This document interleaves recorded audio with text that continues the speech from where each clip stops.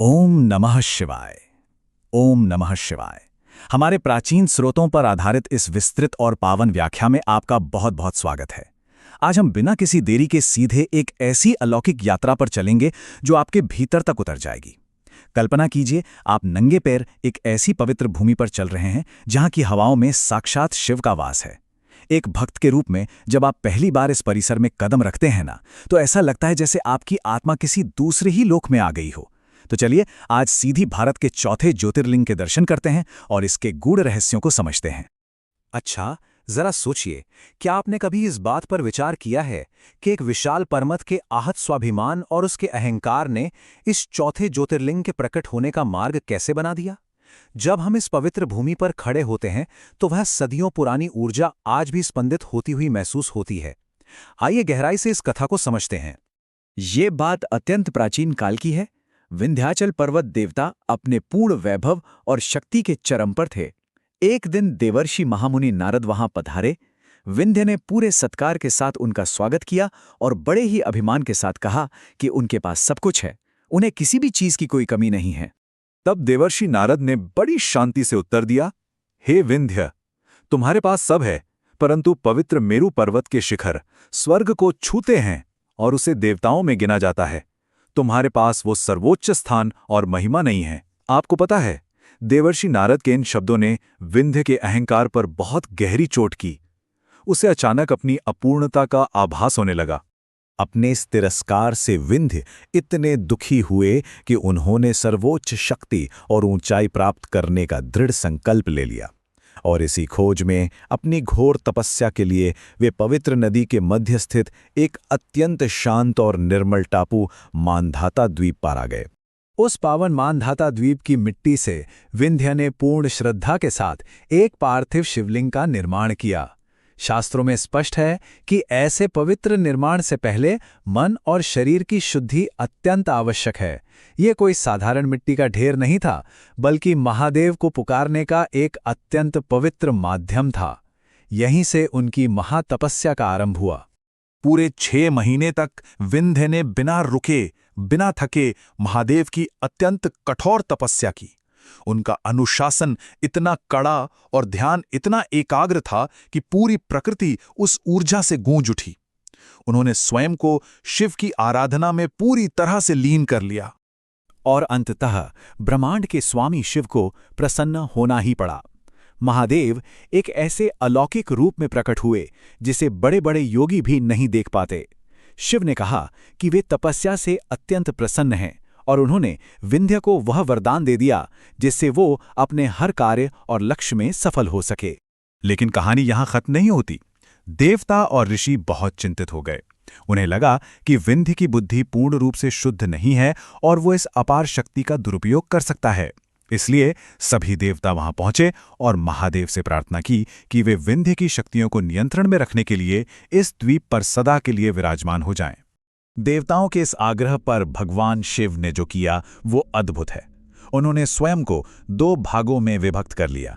एक अंश ओंकार या प्रणव रूप में उसी मिट्टी के शिवलिंग में समाहित हो गया और दूसरा सदाशिव या परमेश्वर रूप में नर्मदा नदी के तट पर स्थापित हो गया। ये दृश्य सचमुच रोंगटे खड़े कर देने वाला है। अब संस्कृत में इन नामों का अर्थ समझना बहुत जरूरी है।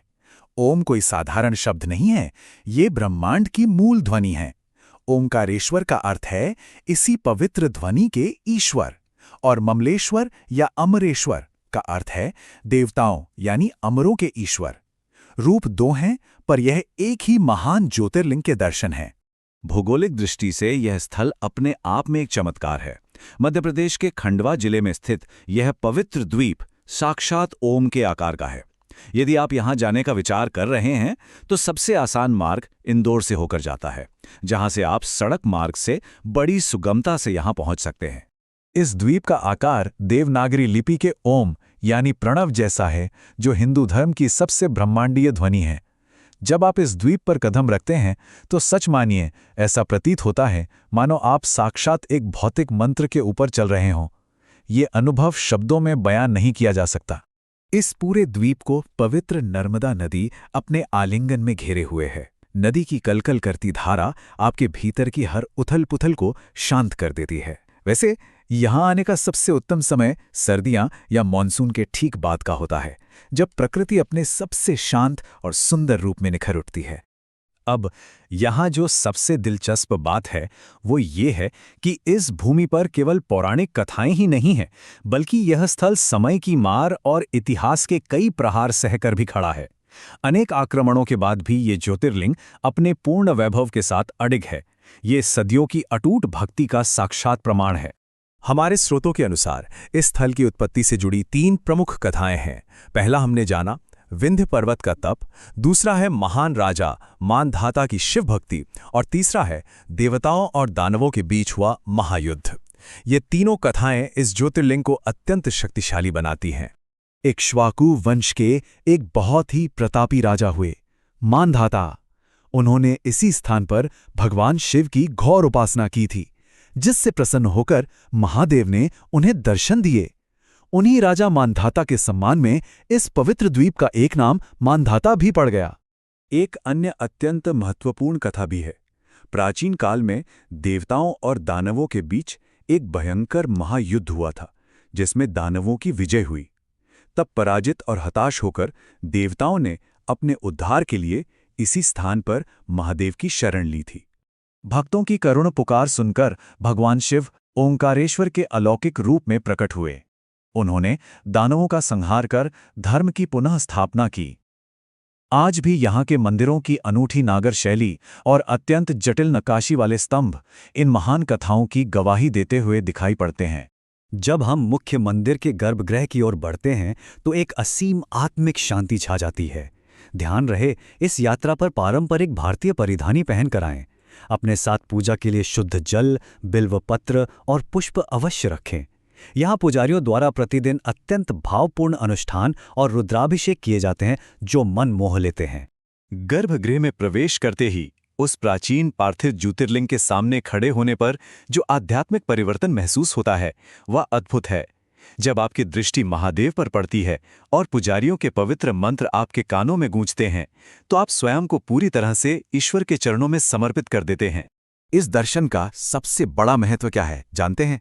जिस प्रकार ओमकारेश्वर में विंध्य पर्वत का अहंकार धो दिया था, ठीक वैसे ही यहाँ शिव की उपस्थिति हम मनुष्यों के झूठे अभिमान और सारी सांसारिक चिंताओं को नष्ट कर देती है। यहाँ से आप एक निर्मल मन लेकर लौटते हैं। तो अंततः ये विचार करने योग्य बात है कि आप तैयार हैं अपने इस आंतरिक यात्रा में अपने अहंकार और अभिमान को इस दिव्य शिव प्रकाश के चरणों में पूर्ण रूप से त्यागने के लिए? क्योंकि एक बार यह समर्पण हो गया तो समझ लीजिए जीवन शिवमय हो गया। ये ज्योतिर्लिंग मात्र एक मंदिर नहीं, बल्कि हमारी आत्मा की शुद्धि का जीवंत केंद्र है। हमारी आज की ये व्याख्या यहीं विराम लेती है, लेकिन बहुत जल्द हम इस आध्यात्मिक यात्रा को आगे बढ़ाते हुए हिमालय की बर्फ से ढकी चोटियों पर विराजमान 5वें ज्योतिर्लिंग केदारनाथ के दर्शन करेंगे। तब तक के लिए महादेव का आशीर्वाद और ये आत्मिक शांति आप पर सदा बनी रहे। ओम नमः शिवाय।